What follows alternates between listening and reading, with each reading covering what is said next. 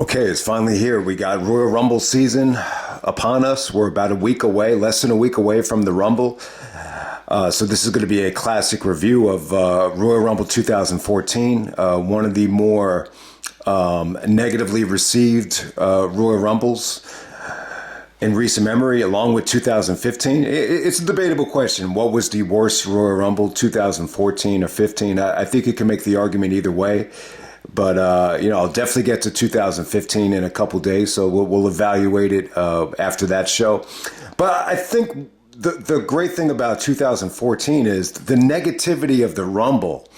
It really didn't start until like Mysterio came out. But I do remember with 2015, like as soon as Daniel Bryan got eliminated, like the fans just, shitted on that whole match, which went on another 45 maybe minutes. And I think that's what hurt 2015 more than anything. But hey, there was still some really, really good stuff, I think, on both shows. And, someone made the point, I think it was last year or the year before, that both shows deserved, solo reviews. So, and I would definitely agree with that. Especially at this time in 2014, at least in America, New Japan was on fire at this time. But at least in the United States, the WWE was the place to be, no doubt about it. So we're going all the way back to January 26, 2014. This is from Pittsburgh, Pennsylvania.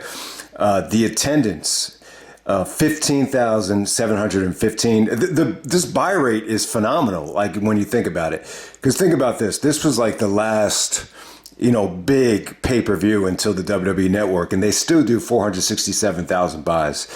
That's an incredible number, in my opinion. I think still at this time, the Rumble, like no matter what, the technology was at that time, it's still, is a tremendous draw. That just that aura of who's going to win the Royal Rumble and go on to WrestleMania. It's like the sexiest thing you can throw out there in terms of unpredictability. And that number definitely reflects that, especially in that, on the horizon of the WWE Network.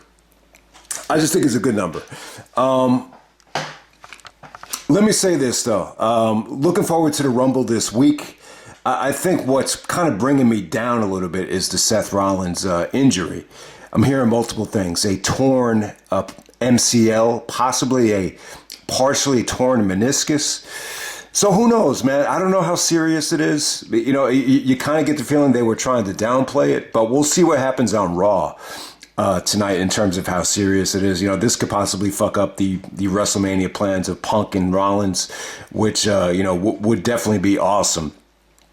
I will say this, though, just from being a sports fan and, being a Derrick Rose fan, I am familiar with the knee injuries, and what kind of surgery you could possibly have to get.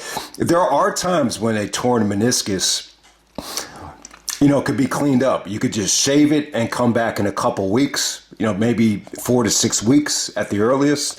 So it could be not the end of the world for Seth Rollins. But hey, if you want to play it safe, you could get the other surgery, which you stitch it up, and that will take about 6 months. So we'll see what happens. But yeah, it just sucks, because Rollins had an incredible title reign in 2015. That was brought down with the injury to Kane. And it looks like the Jinder Mahal match, he suffered the injury as well. So it definitely does suck. But, who knows? I think there's a lot of unpredictability. You're hearing different names, Punk, Rock, Cody, maybe even some surprises. So, the Royal Rumble always does its job. And it's definitely the perfect time of the year because I hate the winter time. I hate January. I hate the cold. So the timing is definitely perfect for me, as I think a lot of people are going through seasonal affectionate disorder. But let's get right on to the pay-per-view, man. We got Royal Rumble 2014. Not a bad show in the beginning. I wouldn't say it was a great experience.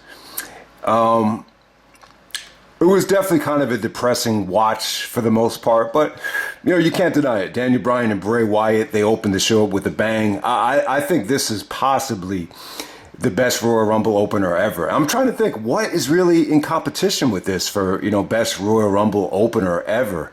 I think, the only thing that really comes to my mind is the Rockers versus the Orient Express from Royal Rumble 1991, which was a really, really good show. And that's not just nostalgia. That's actually a solid show in terms of booking, in terms of talent. But yeah, I do think that Bray Wyatt probably had his best match ever against Daniel Bryan. You know, they go about 21 minutes. Bryan was over like hell. This is like prime Daniel Bryan. You know, this fan base loved Daniel Bryan. They were cheering for him the whole night. They wanted to see him in the Rumble. You know, he went up against Bray Wyatt here. You know, Wyatt was good. Wyatt was good, but, you know, Bryan's cardio was insane. Just the way Bryan worked the match was awesome. You know, I hate to say it, but Bryan actually looks like he's a better athlete at this point than he is now. I mean, he's still great, but I just think in terms of cardio, he never looked better than this match right here. And he sold really well for Bryan. I mean, for Bray Wyatt. I mean, some of these Sister Abigails were incredible. The one that really stands out is the torpedo. And then Bray catches him, and then he does the Sister Abigail into the railing, and then he brings him in for the extra Sister Abigail. And yeah, it went over pretty well. You know, this was great for Bray. You know, I just remember he had an incredible 2014. He was getting a big push. It really did feel like the Wyatts, you know, owned this Rumble. Like the you know, with this match right here and the constant, you know, interference in the title match, and then, you know, them being in the Rumble, you just heard that Bray Wyatt sound effect throughout this whole night. But yeah, Daniel Bryan was awesome here. The match holds up well. I mean, would this make a top 100 Daniel Bryan matches list? It could. You know, it might just barely make that list. I mean, this is better than some of, you know, Bryan Danielson's matches with Delirious and some of his other, you know, 4-star matches. I'll definitely say that he had for the Ring of Honor World title. But hey, I don't even know if it's debatable. This might be Bray Wyatt's best match ever. And without a doubt, 2014 was, I think, Bray Wyatt's most successful year. He had the best opponents. He had the best, you know, this was the best storyline version of him. So definitely the highlight of the show, the match of the night, and probably one of the best pay-per-view matches of 2014, and, you know, the best Royal Rumble opener ever, quite possibly. All right, next up we have Brock taking on the Big Show. So you get to see the Brock and Big Show, you know, 10 years after the fact. I will say this. I think Brock and Big Show is a classic rivalry. I don't think it gets brought up enough when we're talking about, you know, the best rivalries in WWE history. You know, none of their matches are particularly great. They've just had great moments, whether it's Brock's face turn or the monster pop that he got at Survivor Series, or, you know, whether it's them breaking the ring. This definitely isn't one of their better matches. I just think Brock was heavily protected here. You know, Big Show actually got a punch in, and Brock was kind of selling the fact that he was groggy or unconscious, and then he was still able to hit the F5 on Big Show. I'll tell you, the F5 on Big Show was very interesting. You know, when you see the F5, it kind of hits you like, wow, like Big Show really lost a lot of weight since the last time Brock F5'd him. But I thought it was cool. I just think, you know, some of the chair shots and some of the chair shots on Big Show were very violent. You know, they were safe, but they were violent, and, you know, it just kind of, it felt like it just took forever, you know, more than anything. They only went 2 minutes? It felt longer than that. See, the post-match was actually longer than the actual match. All right, next we got Randy Orton taking on John Cena for the WWE World Heavyweight Championship. You know, to me, like, when they unified the belts at TLC and Orton actually won in the ladder match, Orton and Cena was not a good combination for a ladder match. I have no idea why they, I guess it's because it's TLC, right? I guess that's why. But, you know, I think when Orton unified the belts and he was walking around with 2 belts, you know, it's really not that memorable. You know, and it didn't last for that long. You know, it's funny. People shit on when Jericho was walking around with the belts and how bad the booking was. And, you know, they didn't like Jericho being the undisputed bitch or the undisputed crybaby. But I'll tell you what, like, no matter how you look at it, when Jericho had the championships, everybody remembers it.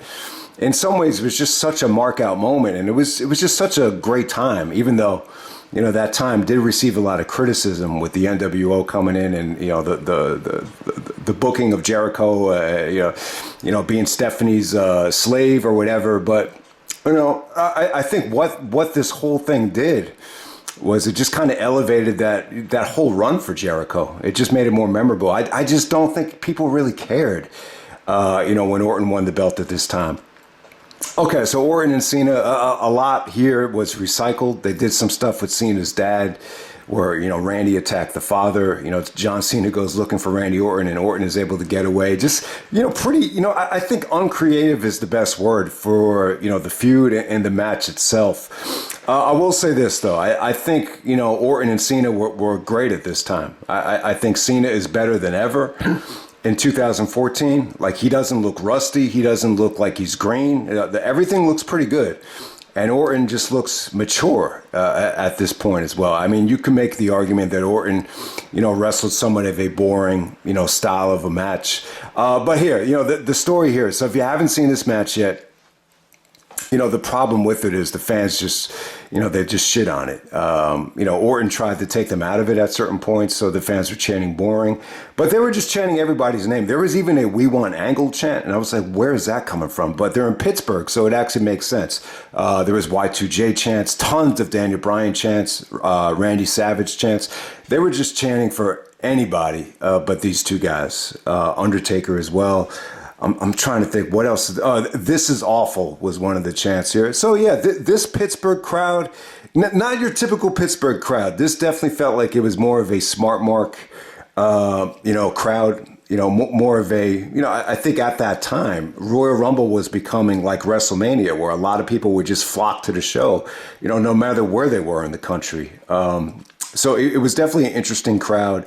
To say the least. But the match was not bad though. The match sucks because the fans really didn't give it a chance. If you see the Cena and Orton match a couple weeks later, the one that's on John Cena's Greatest Rivalries, it's actually on Raw. It might be the last Orton Cena singles match. That match is incredible. That's probably some of the best work Cena and Orton had done together. So I still think the match is okay. But I will agree though, like there is a lot of criticism for just this whole program just being uncreative and stale. I just think by this point, it's funny. Cena's only 36, Orton is still in his early 30s, but it definitely feels like there's a Cena and Orton fatigue. We've seen them mix it up in 2007, which was good, and the 2009 stuff was, it was okay, but I just think a lot of people had their fill at that time. So maybe you could make the argument that Cena and Orton kind of overstayed their welcome, but it's one of those things where these guys were able to become main eventers in their 20s. So by this point, you kind of wanted to see something fresh and something different, but I still think the match is good. The fans were still into some of the kickouts. The FU, the RKO kickouts got good reactions. Cena delivered. Cena actually busted out some different things here. Even Michael Cole said, "Man, I never seen John bust that out before." I can't remember what it actually was, but even that transition with, Orton actually locking on the STFU, I thought that was a pretty creative spot. But if you don't remember it, the Wyatt family comes out. They distract Cena. Orton gets the RKO. Cena is kind of left unconscious and kind of, baffled. It kind of doesn't look like he knows where he is. But yeah, Bray Wyatt actually screwed him out of the match to set up Bray versus Cena at WrestleMania. So there you go with that. Randy Orton successfully goes on to, what a lot of people expected to meet Batista, which leaked right before the Rumble. And, CM Punk would even say that would have been a horrible decision to have Orton and Batista one-on-one. And by the end of the show, you just say to yourself, there's no way, WrestleMania is going to work, with it just being Orton and Batista. But hey, we're going to move on to the Royal Rumble match. Okay, and moving on to the Royal Rumble match. So if you haven't seen it yet, this is the one where Batista makes his big comeback and last eliminates Roman Reigns. So when you get down to Batista and Roman, it was very interesting. For whatever the reason, Roman was really the hot kid on the block at the time. I think he actually set a record for the most eliminations in a Rumble match. I think he beat Kane's record here. And this might have been, I thought it was the TLC event where Punk did the handicap match with the Shield. But this might have been another show where Punk was very irritated because guys were telling him, make sure you make Roman look strong. And they said it to him ad nauseum to the point where Punk was just like, he was just kind of fed up. So I'm sure that played a role into, what transpired within the next 24 hours. But yeah, So yeah, this show is also famous for being CM Punk's last WWE appearance for, almost 10 years. So when I look back at this performance, he was pretty much in the match the whole time. He was in the match for, about 50 minutes. I thought he looked engaged. I can't say that Punk. I thought he looked worse at TLC. I think when you look at the TLC opener in December against the Shield, he looked, like there was just something missing. Lack of passion, lack of energy, lack of whatever. This wasn't bad. I think he looked pretty engaged for the most part. He worked a lot with the Shield here. So it's actually Punk and Rollins to actually open up the Rumble here, which is, really interesting. It's almost ironic that they actually start this match off. I think the history between, Punk and Rollins was good for the most part. I think it was good at this time. Like, from what I understand, there's a lot of similarities between, this rivalry right here and the Shawn and Brett stuff. Like you hear it time and time again. Like, Brett really liked Shawn, and it wasn't until like Shawn reached, the championship level where, all of a sudden it became a problem. It kind of seemed like it was the same way. Like as soon as Seth Rollins main events WrestleMania and leaves with the championship, that's when I think a lot of the cheap shots, started coming in. But it was cool. Ironically, Cody comes in at 4. Corporate Kane comes in at 5. Kane actually screws CM Punk at the end of this thing. I'm sure there was a tie-in there with Kane actually working for Triple H at this time, ironically, after all the Katie Vick stuff. Rusev is actually in NXT at the time. At the time, he was calling himself Alexander Rusev. He just looked a lot fatter back then, still intimidating, still thought he had a good showing. Swagger comes in, you get a USA versus Russia between him and Rusev. Kofi comes in at 8. So, yeah, the Kofi thing was very memorable. If you remember Punk on Cabana's podcast, he was talking about how, before the match, he was talking to Kofi and telling him, you got to do something memorable here. This is your big moment. I don't know. I mean, Kofi's done stuff like this before. This was pretty impressive, though. I think Rusev actually lays him out on the guardrail, and he's able to jump from the railing back into the ring. It was pretty damn impressive. Once again, Kofi never ceases to amaze at the Rumble. I'll tell you this about the Usos. At this particular time, you couldn't tell the difference between Jimmy Uso and Jey Uso. Now it's clear as day. But at that particular time, like they just both looked so alike. Even someone in the crowd had a sign that said, "Let's go Jimmy Uso," or "Wait a minute, is that Jey Uso?" So that was pretty funny. Dean Ambrose comes in at 11. I can't believe how young Dean Ambrose looked at this time. The Shield pretty much dominated the match. There was a part in the match where Dean actually tried to eliminate Roman, and then Roman actually does a triple elimination to Rollins and Ambrose while they're mixing up with Cesaro to eliminate 3 guys simultaneously. So that was pretty cool. All right, the surprise of the match is actually Kevin Nash. Big sexy. So, I think the more interesting betting would have been if Nash tore his quad rather than him actually winning the Royal Rumble. But he was okay. I don't think he got hurt or anything, but he was in there a very short amount of time. But, the reaction was pretty good. Great Khali was in and out, not even long enough to get you can't wrestle chance. Sheamus actually had a big return here. You almost forget you hadn't seen Sheamus since Money in the Bank where he tore his labrum. So Sheamus, surprisingly, this is a very pro Daniel Bryan crowd. So you would expect the opposite from Sheamus. But hey, Sheamus got a great reaction here. The Fandango stuff, like there was a point in the match where it just really, really started to drag. Miz, Fandango, the Fandango entrance just made me just kind of cringe. But I don't think Fandango was an awful worker, though. I just think that gimmick was just really, really horrible. But hey, the fans loved the entrance. That Summer Rae girl was pretty attractive, so it wasn't the worst thing in the world. Cesaro comes in at 21. This was a huge opportunity for Cesaro. I thought he looked awesome. He looked great. Punk actually works with Luke Harper here, as we heard. One of the big reasons why Punk went to AEW was he was really impressed with the way AEW handled Brody Lee's death. So you get to see him mixed up with Luke Harper here. Jey Uso comes in at 23. Once again, I could not tell the difference between Jey and Jimmy at that time. Bradshaw comes in from the commentary booth to come in at number 24. He gets eliminated right away by Roman. Ryback comes out to crickets at 26. Steroid Boy, as CM Punk would call him, but he gets eliminated by Dave Batista. Del Rio comes in at 27. Batista comes in at 28, and they boom out of the building. But hey, it's funny. For as much heat as Batista got, I think Mysterio got more heat than anybody. It was just, the fact that, Mysterio was number 30. You didn't get to see Daniel Bryan. I think even if Undertaker or The Rock was number 30, it would have been acceptable. But the fact that it was Mysterio, man, it was just like wrong time, wrong place.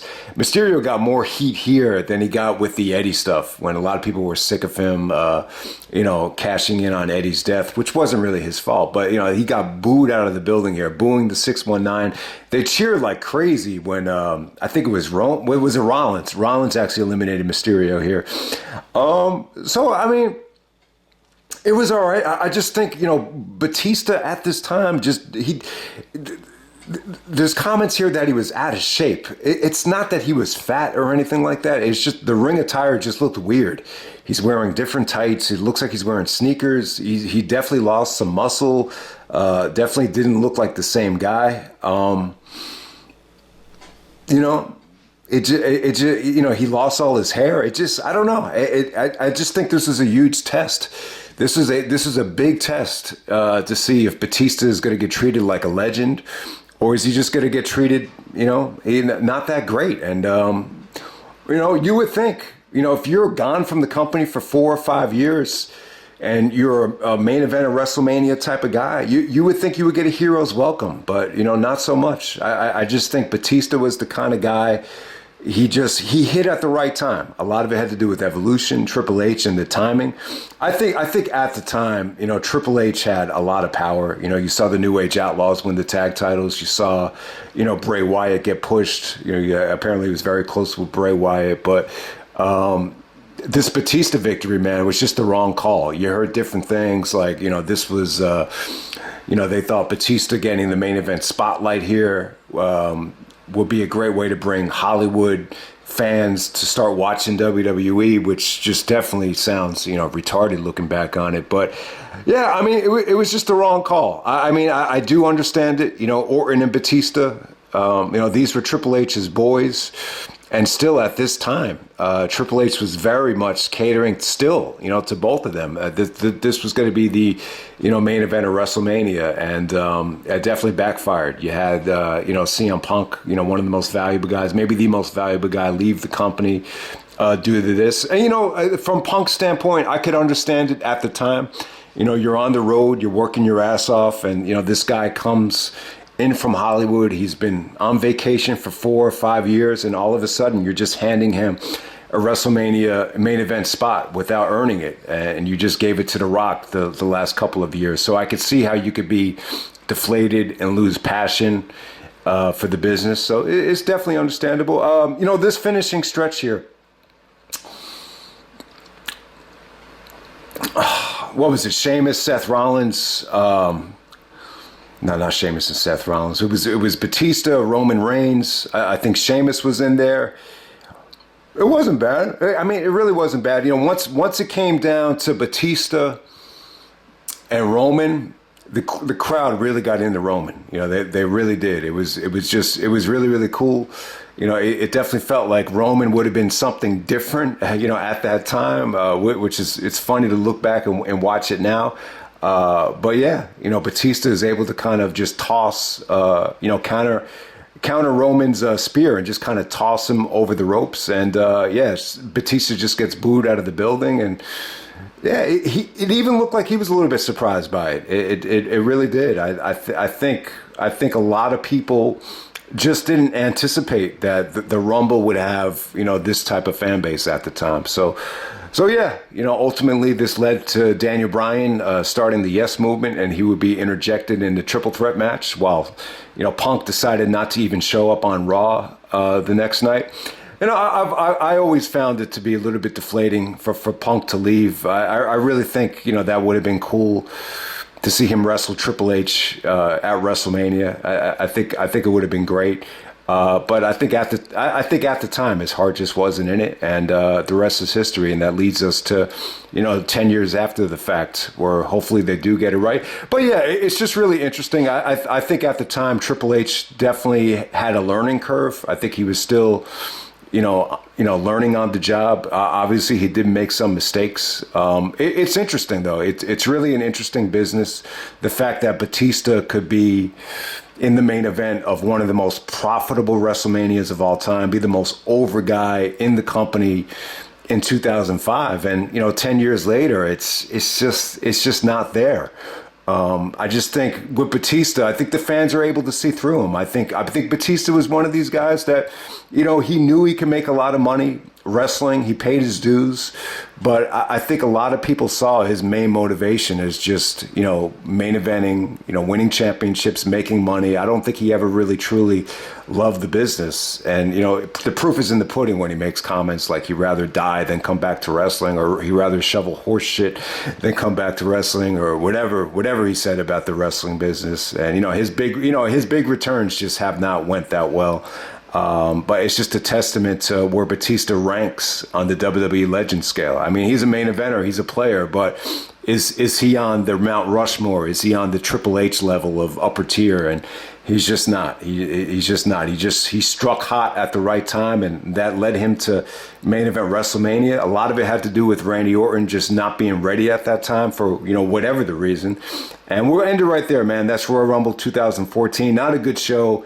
Not a good Royal Rumble. I will say this, like there was a lot of anticipation for the finish here.